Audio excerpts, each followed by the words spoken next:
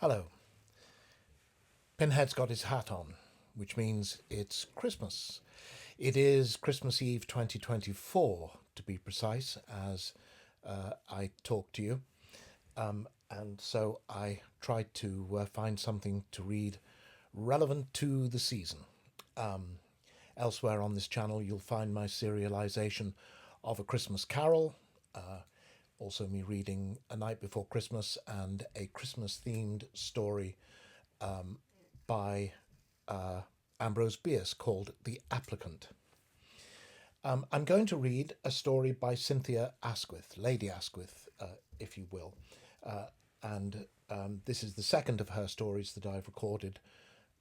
So if you are interested in some biographical detail of her, you'll find it in my introduction to her story, The Follower. The story I'm going to read isn't directly a Christmas-themed story in the sense that it doesn't take place at Christmas or revolve around Christmas, but I think it fits very well into that tradition. I think particularly an English tradition, which I've talked about before, especially in relation to M.R. James, of Christmas and ghost stories. And this, I think, fits the bill very well.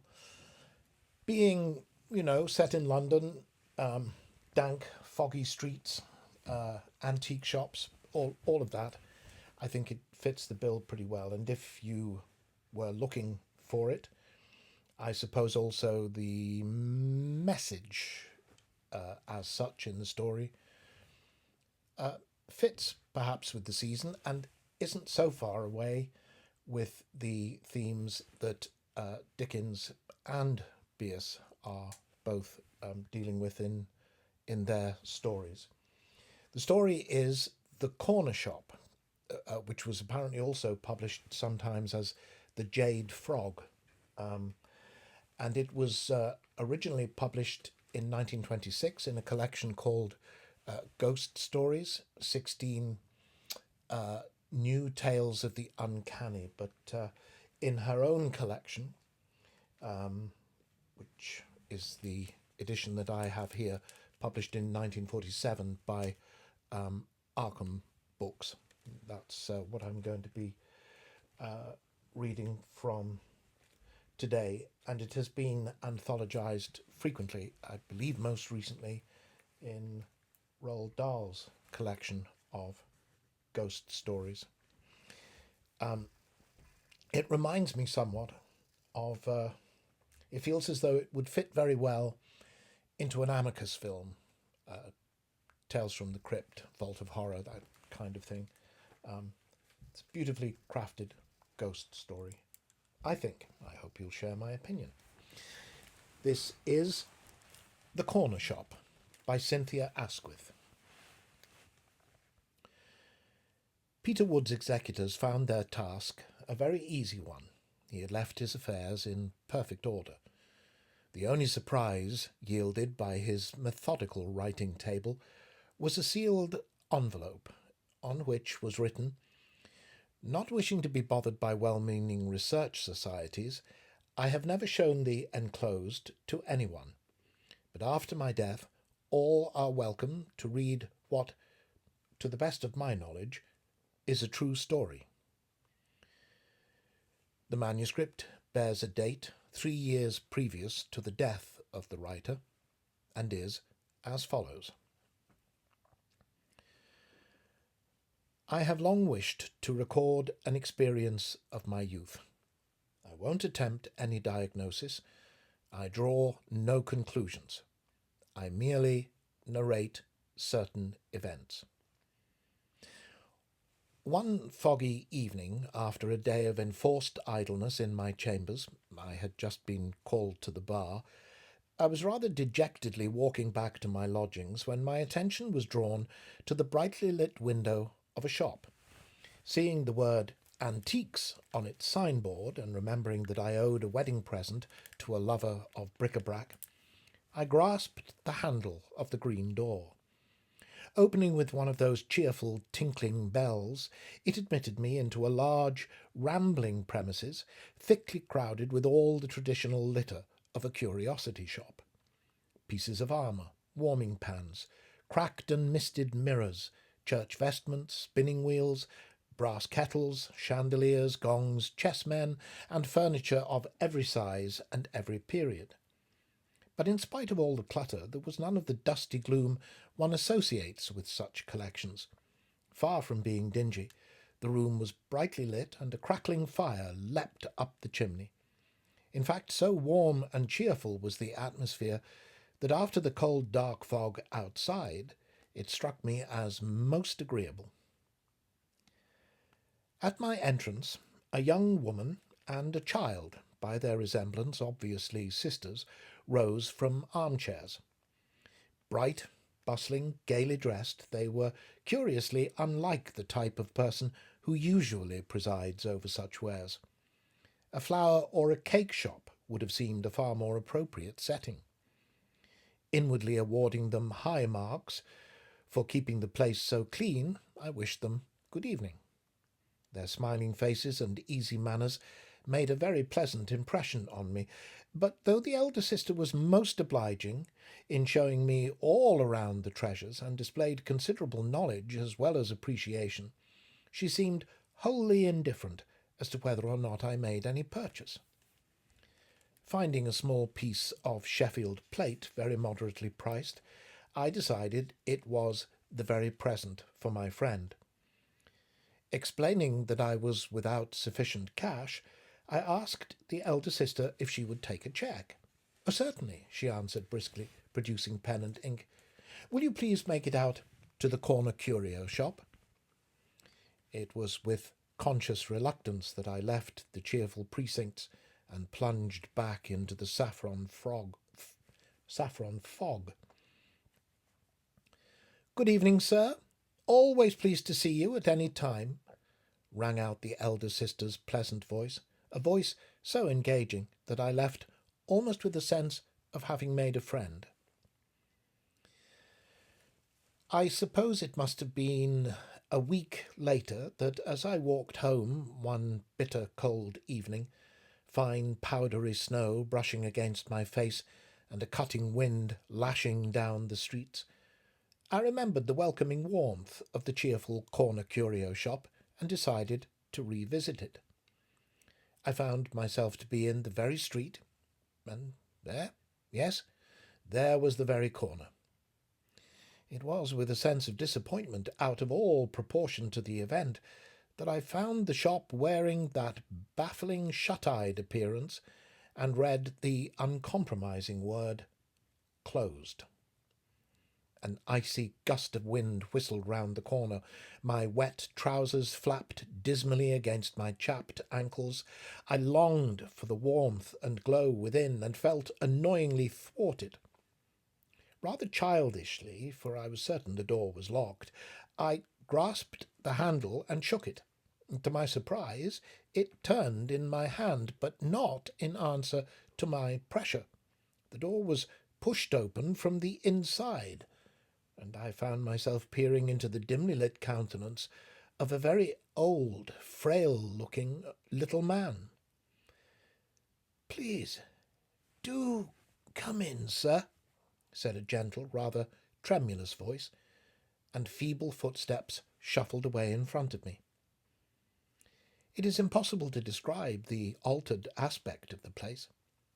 I assumed the electric light had fused, for the darkness of the large room was thinned only by 2 guttering candles, and in the dim wavering light the dark shapes of furniture, formerly brightly lit, now loomed towering and mysterious, casting weird, almost menacing shadows. The fire was out. Only one faintly glowing ember told that any had lately been alive. Other evidence there was none, for the grim cold of the atmosphere was such as I had never experienced. The phrase, "it struck chill," is laughingly inadequate. In retrospect, the street seemed almost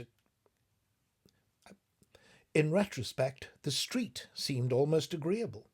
In its biting cold, there had at least been something exhilarating. One way and another, The atmosphere of the shop was now as gloomy as previously it had been cheerful. I felt a strong impulse to leave at once, but the surrounding darkness thinned, and I saw the old man busily lighting candles here and there. Anything I can show you, sir?" he quavered, approaching with a taper in his hand. I now saw him comparatively distinctly, and his appearance made an indescribable impression on me. As I stared, Rembrandt flitted through my mind. Who else could have given any idea of the weird shadows on that ravaged face? Tired is a word we lightly use. Never before had I known what the word might mean. Such ineffable, patient weariness. Deep sunk in the withered face were eyes that seemed as extinct as the fire, and the wan frailty of the small, bent frame. The words dust and ashes, strayed through my brain. On my first visit, you may remember that I had been surprised by the uncharacteristic cleanliness of the place. The queer fancy now struck me that this old man was like an accumulation of all the dust one might have expected to find distributed over such precincts. In truth, he looked scarcely more solid than a mere conglomeration of dust and cobwebs that might be dispersed at a breath or a touch. What a fantastic old creature to be employed by those well-to-do-looking girls! He must, I thought, be some old retainer kept on out of charity. "Anything I can show you, sir?" repeated the old man. His voice had little more body than the tearing of a cobweb, and yet there was a curious, almost pleading insistence in it, and his eyes were fixed on me in a one yet devouring stare. I wanted to leave. Definitely, I wanted to go. The mere proximity of the poor old man distressed me. I felt wretchedly dispirited, but involuntarily murmuring, "Thank you, I'll look around." I found myself following his frail form and absent-mindedly inspecting various objects temporarily lit up by his trembling taper. The chill silence, broken only by the tired shuffle of his carpet slippers, got on my nerves. "A very cold night," I hazarded. "Cold, is it? Cold. Cold. Yes, I dare say." In his grey voice was the apathy of extreme inanition. For how many years, I wondered, had he been incapable of his own distress? "You been at this job long?" I asked, dully peering at an old four-poster bed. "A long time." The answer came softly as a sigh, and as he spoke, time seemed no longer a matter of days, weeks, months, and years, but a weariness that stretched immeasurably. Suddenly I began to resent the old man's exhaustion and melancholy, the infection of which so unaccountably weighed down my own spirits. "How long, O Lord, how long?" I said, as jauntily as I could manage, adding with odious jocularity, "Old age pension about due, what?" No response. In silence he moved over to the other side of the room. "Quaint piece, this," said my guide, picking up a little grotesque frog that lay on a shelf amongst various other odds and ends. It seemed to be made of some substance similar to jade, soapstone, I guessed, and, rather struck by its oddity, I took it from the old man's hands. It was strangely cold. "Rather fun," I said. "How much?" "£0.5, sir," whispered the old man, glancing up at my face. Again his voice was scarcely more audible than the slithering of dust, but there was a strange gleam in his eyes. Eagerness, could it be? Is that all? Well, I'll have it, said I. Don't bother to pack up old Anthony Rowland. I'll put him in my pocket. As I gave the old man half-a-crown, I inadvertently touched his hand. I could scarcely suppress a start. I have said the frog struck cold, but compared to that desiccated skin, its substance was tepid. I can't describe the chill of that second's contact. Poor old fellow, I thought. He's not fit to be about in this lonely place. I wonder those kind-looking girls allow such an old wreck to struggle on. Good night, I said. Good night, sir. Thank you, sir, quavered the feeble old voice. He closed the door behind me. Turning my head as I breasted the driving snow, I saw his form, scarcely more solid than a shadow, dimly outlined against the candlelight. His face was pressed against the big glass pane, and as I walked away, I pictured his exhausted, patient eyes peering after me. Somehow I was unable to dismiss the thought of that ancient man. Long, long after I was in bed and courting sleep, I saw his ravaged face with its maze of wrinkles and the great eyes like lifeless planets staring at me, and in their steady stare there seemed something that beseeched. Yes, I was unaccountably perturbed by his personality, and even after I achieved sleep, my dreams were full of him. Haunted, I suppose, by a sense of his infinite tiredness, in my dreams I tried to force him to rest, to compel him to lie down, but no sooner did I succeed in laying out his frail form on the four-poster bed I'd noticed in the shop, only now it seemed more like a grave than a bed, and the brocade coverlet had turned into sods of turf, then he would slip from my grasp and totteringly resume his rambles round and round the shop. On and on I chased him down endless avenues of weird furniture, but still he eluded me. And now the dim shop seemed to stretch on and on unendingly, to merge into an infinity of sunless, airless space, until, at length, exhausted and breathless, I myself collapsed and sank into the four-poster grave. The very next morning an urgent summons took me out of London, and in the anxiety of the ensuing week, the episode of the corner curio shop was banished from my mind. As soon as my mother was pronounced out of danger, I returned to my dreary lodgings. Dejectedly engaged in adding up my wretched accounts and wondering where on earth to try to find the money to pay next quarter's rent, I was agreeably surprised by a visit from an old schoolfellow, at that time practically the only friend I had in London. He was employed by one of the best-known firms of fine art dealers and auctioneers.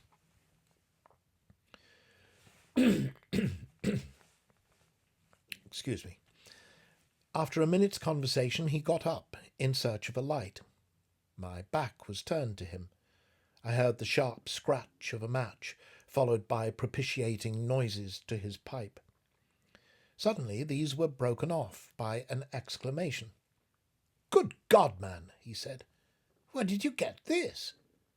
Turning round, I saw he had snatched up my purchase of the other night, the absurd little frog, whose presence on my mantelpiece I had practically forgotten. Closely scrutinizing it through a small magnifying glass, he held it under the gas jet, and his hands shook with excitement. "Where did you get this?" he repeated. "Have you any idea what this is?" Briefly, I told him that, rather than leave a shop empty-handed, I had bought the frog for £0.50. "£0.50?" he echoed. "My dear fellow, I can't swear to it, but I believe you've had one of those amazing pieces of luck one hears about. Unless I'm very much mistaken, this is a piece of jade of the Xia dynasty. If so, it is practically unique." To my ignorance, these words conveyed little. "You mean it's worth money?" "Worth money? Oh," he ejaculated. "Look here. Will you leave this business to me? Let me have the thing for my firm to do the best they can by you. I shall be able to get it into Thursday's sale." Knowing I could implicitly trust my friend, I agreed to his proposal. Reverently wrapping the frog up in cotton wool, he hurried off. Friday morning. I had the shock of my life. Shock does not necessarily imply bad news, and I assure you that for some seconds after opening the one envelope lying on my dingy breakfast tray, the room spun round and round. The envelope contained an invoice from Messrs. Spunk, fine art dealers and auctioneers. To sale of Siar jade, £2,000, less 10% commission, £1,800. And there, neatly folded, made out to Peter Wood, Esquire, was Messrs. Spunk's cheque for £1,800. For some time I was completely bewildered. My friend's words had raised hopes that my chance purchase would facilitate the payment of next quarter's rent, possibly might even provide for a whole year's rent. But that so large a sum was involved had never even crossed my mind. Could it be true, or was it some hideous joke? Surely it was, in the trite phrase, much, much too good to be true. It wasn't the sort of thing that happened to oneself. Still feeling physically dizzy, I rang up my friend. The normality of his voice and the heartiness of his congratulations convinced me of the truth of my astounding fortune. It was neither joke nor dream. I, Peter Wood, whose bank account was at present £20 overdrawn, and who, except for shares amounting to £150, possessed no securities whatever, now, by a sheer fluke, held in my hand a piece of paper convertible into 1,800 golden sovereigns. I sat down to think, to try to realize, to readjust. From a jumble of plans, problems, and emotions, one fact emerged, crystal clear. Obviously, I could not take advantage of that nice girl's ignorance or of her poor old caretaker's incompetence, whichever was to blame. No, I couldn't accept this amazing gift from fate merely because, by a sheer fluke, I had bought a treasure for £5. Clearly, I must return at least half the sum to my unconscious benefactors. Otherwise, I should feel I had robbed them almost as much as if, like a thief in the night, I had broken into their shop. I remembered their pleasant, open countenances. What fun to astonish them with my wonderful news! I felt a strong impulse to rush to the shop, but, for once having a case in court, was obliged to go to the Temple. Endorsing Messrs. Spunk's cheque, I addressed it to my bankers and wrote one of my own for £900 made out to the corner curio shop. This I put in my pocket, determined to call on my way home. It was late before I was free to leave the law courts, and on arriving at the shop, though disappointed, I was not surprised to see the notice closed. Even supposing the old caretaker to be on duty, there was no particular point in seeing him. My business was with his mistress. So, deciding to postpone my visit to the following day, I was on the point of hurrying home when, just as if I were expected, the door opened, and there, on the threshold, stood the old man, peering out into the darkness. "Anything I can do for you, sir?" His voice was even queerer than before. I now realized that I had dreaded re-encountering him, but I found myself irresistibly compelled to enter. The atmosphere was as grimly cold as on my last visit. I felt myself actually shiver. Several candles, obviously only just lit, were burning, and by their glimmer I saw the old man's questioning gaze intently fixed on me. What a face! I had not exaggerated its weirdness. Never had I seen one so singular, so striking. No wonder I had dreamt of him. How I wished he hadn't opened the door. "Anything I can show you tonight, sir?" His voice trembled. No thanks. I've come about that thing you sold me the other day. I find it's of great value. Now please tell your mistress that I will pay her a proper price for it tomorrow." As I spoke, there spread over the old man's face the most wonderful smile. I use smile for lack of a better word, but how convey any idea of the beauty of the indefinable expression that transfigured the time-worn face? Tender triumph, gentle joy, rapturous reverence. What mystery did I witness? It was like frost yielding to sunshine, the thawing of some thickly frozen grief in the dawn radiance of some unsubmissible redemption. For the first time in my life, I had some inkling of the word beatitude. It was impossible to describe the impression made on me by that radiant face. The moment, as it were, brimmed over, time ceased, and I became conscious of infinite things.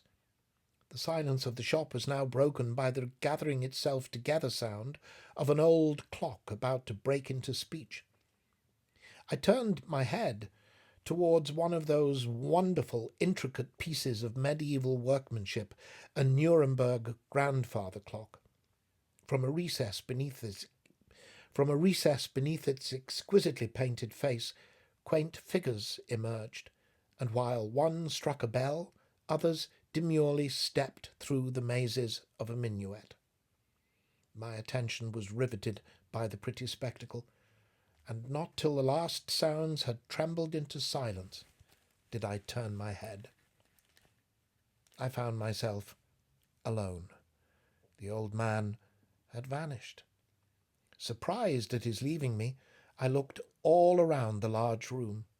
Oddly enough, the fire, which I had supposed dead, had flared into unexpected life and now cast a cheerful glow. But neither fire nor candlelight showed any trace of the old caretaker. "Hello? Hello?" I called interrogatively. No answer. No sound but the loud ticking of clocks and the crackle of the fire. I walked all around the big room. I even looked into the great four-poster bed of my dreams. I then saw that there was a smaller adjoining room, and snatching up a candle, hastened to explore it. At the far end I discovered a tiny winding staircase leading up to a little gallery that surrounded the room. The old man must have withdrawn into some upstairs lair. I would follow him. I groped my way to the foot of the stairs and began to go up, but the steps creaked under my feet. I had a feeling of crumbling woodwork. There was an icy draught. My candle went out. Cobwebs brushed against my face. To continue was most uninviting. I desisted. After all, what did it matter? Let the old man hide himself. I had given my message. Best be gone. But the main room to which I had returned was now quite warm and cheerful. How could I ever have thought it sinister? It was with a distinct sense of regret that I left the shop. I felt balked. I wanted to see that radiant face again. Strange old man. How could I ever have fancied that I feared him? The next Saturday I was free to go straight to the shop. On the way my mind was agreeably occupied, anticipating the welcome the grateful sisters were sure to give me. As the tinkle of the bell announced my opening of the door, the two girls, who were busily dusting their goods, turned to see who came at so unusually early an hour. Recognizing me, to my surprise, they bowed amiably but quite casually, as though to a mere acquaintance. With the fairy tale bond between us, I had expected a very different sort of greeting. I at once guessed that they had not yet heard the news, and when I said, "I've brought the cheque," I saw I was right. They looked quite blank. "Cheque? For the frog I bought the other day." "Frog? What frog? I only remember you buying a piece of Sheffield plate." So they knew nothing, not even of my second visit to their shop. By degrees, I told them the whole story. They were overcome with astonishment. The elder sister seemed quite dazed. "But I can't understand it. I can't understand it," she repeated. "Holmes, that's the name of our caretaker, isn't even supposed to admit anyone in our absence, far less to sell things. He merely comes to take charge on the evenings we leave early, and is only supposed to stay till the night policeman comes on duty. I can't believe he let you in and never told us he'd sold you something. It's too extraordinary." "What time was it?" "Round about 6, I should think," I answered. "He generally leaves about 5:30, said the girl. "But I suppose the policeman must have been late." "It was later when I came yesterday." "Did you come again?" she asked. Briefly, I told her of my visit and the message left with the caretaker. "What an unaccountable thing!" she exclaimed. "I can't begin to understand it. But we shall soon hear his explanation. I expect him in any moment now. He comes in every morning to sweep the floors." At the prospect of meeting the remarkable old man again, I felt a thrill of excitement. How would he look in the daylight? Would he smile again? "Very old, isn't he?" I hazarded. "Old?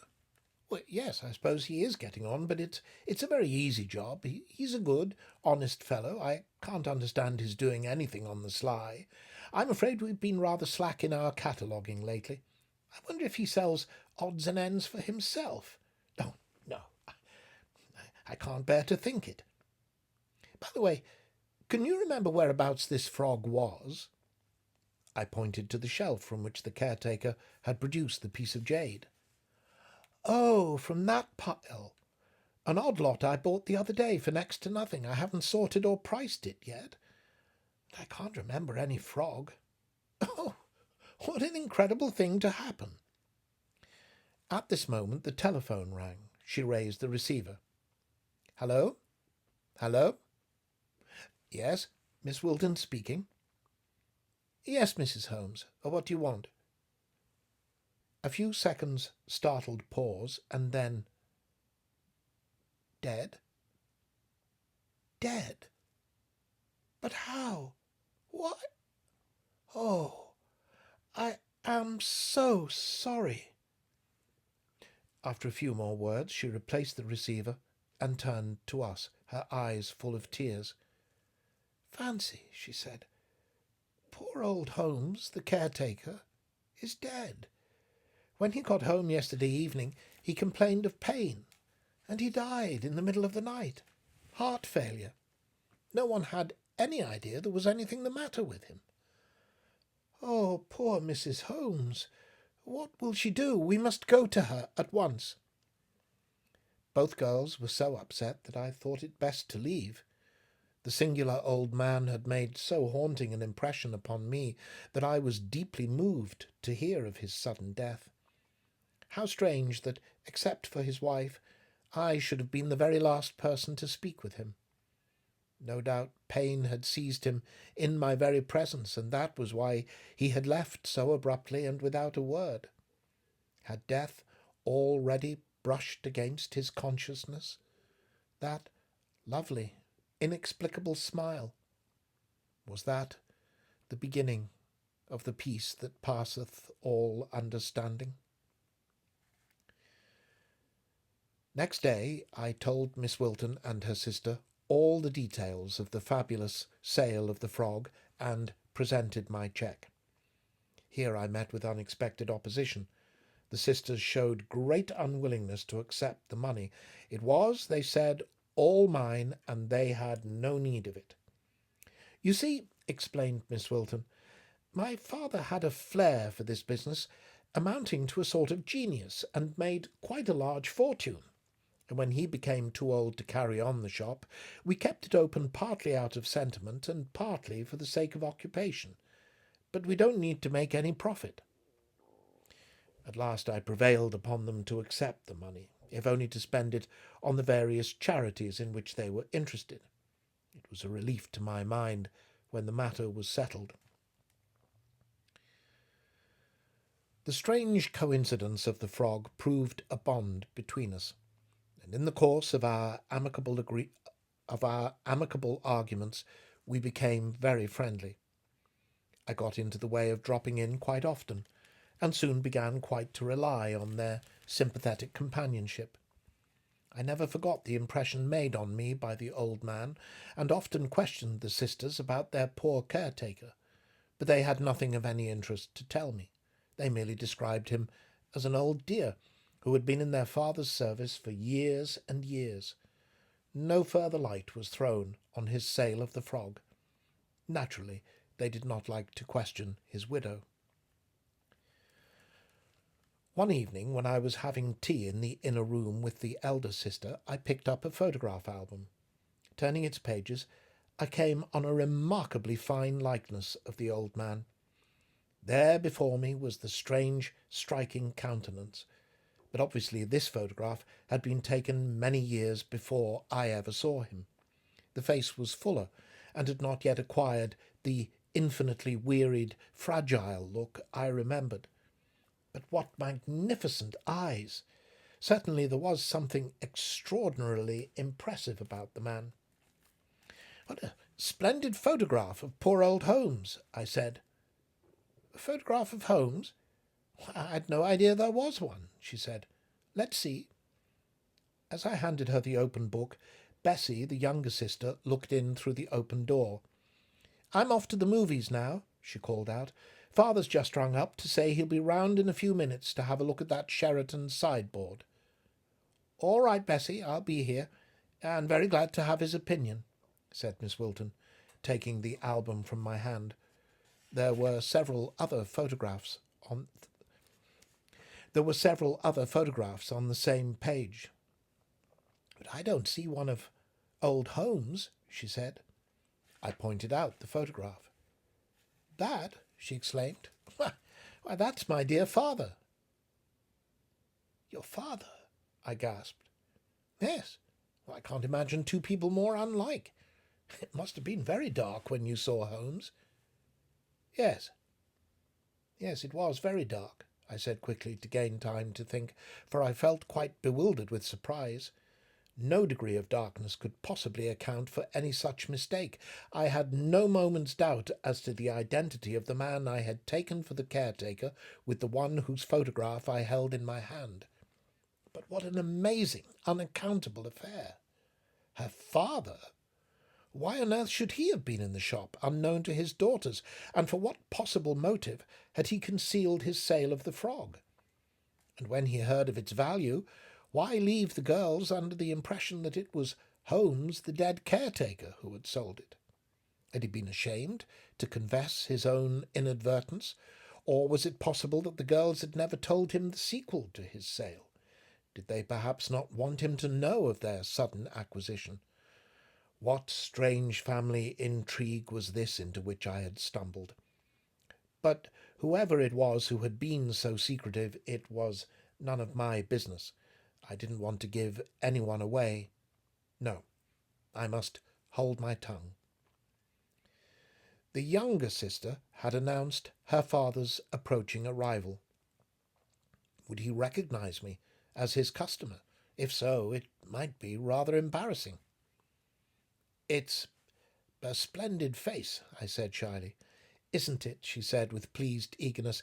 Isn't it clever and strong? Yes, I remember when that photograph was taken. It was just before he got religion. The girl spoke as if she referred to some disastrous illness.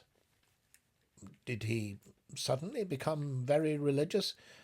Yes, she said reluctantly. Poor father. He made friends with a priest, and he became so changed. He was never the same again. From the sort of break in the girl's voice, I guessed she thought her father's reason had been affected.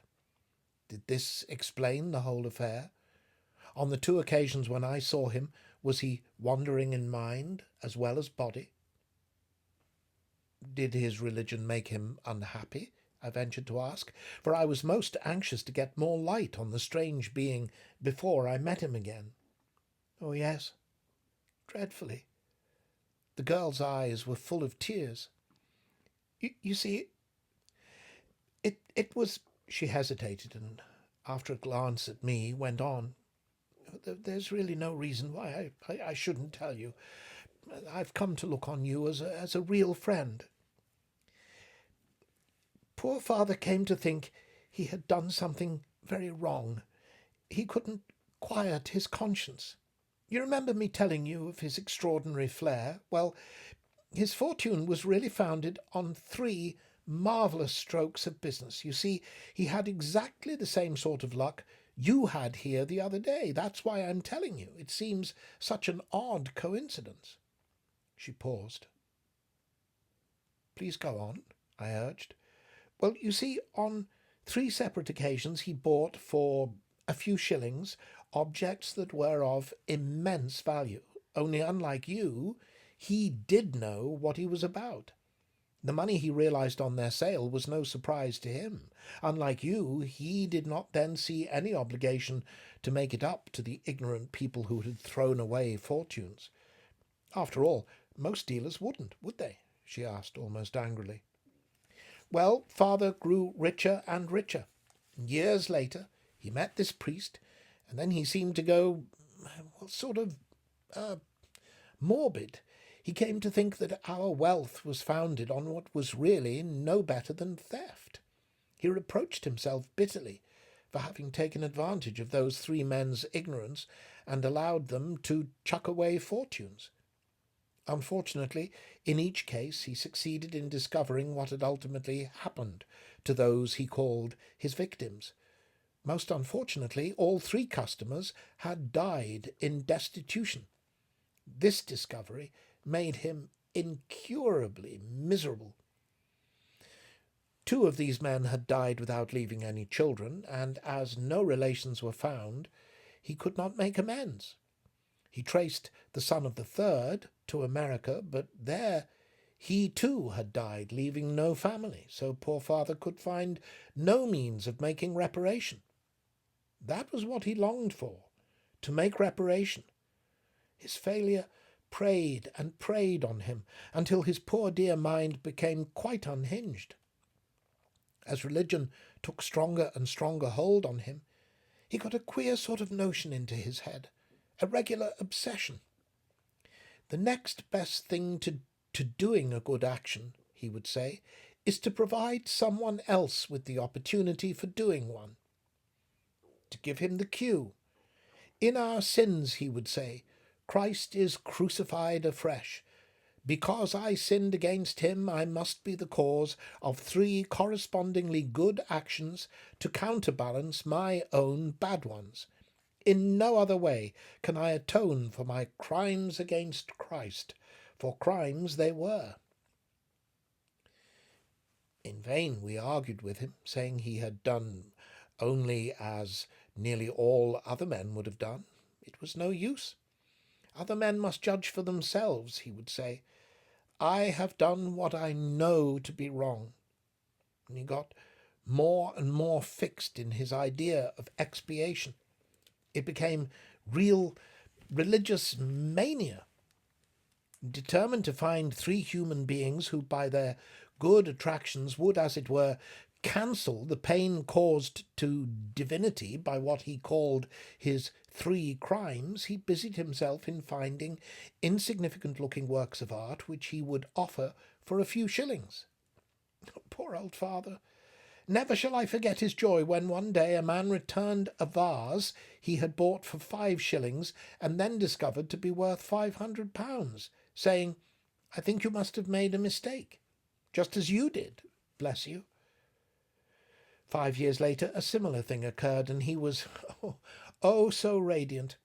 2 of humanity's crimes cancelled out, 2/3 of his expiation achieved, he felt. Then followed years and years of weary disappointment. "I shall never rest until I find the third," was what he always used to say.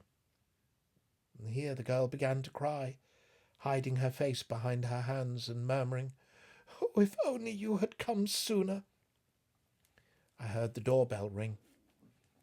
"How he must have suffered," I said. "I'm so glad I had the luck to be the third."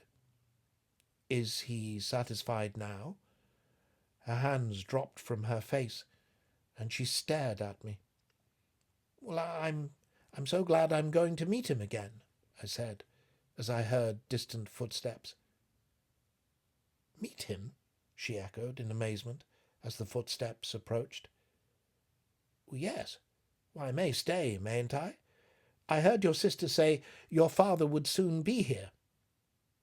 "Oh, I see," she exclaimed.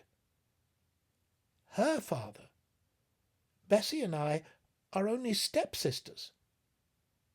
My poor father died years ago."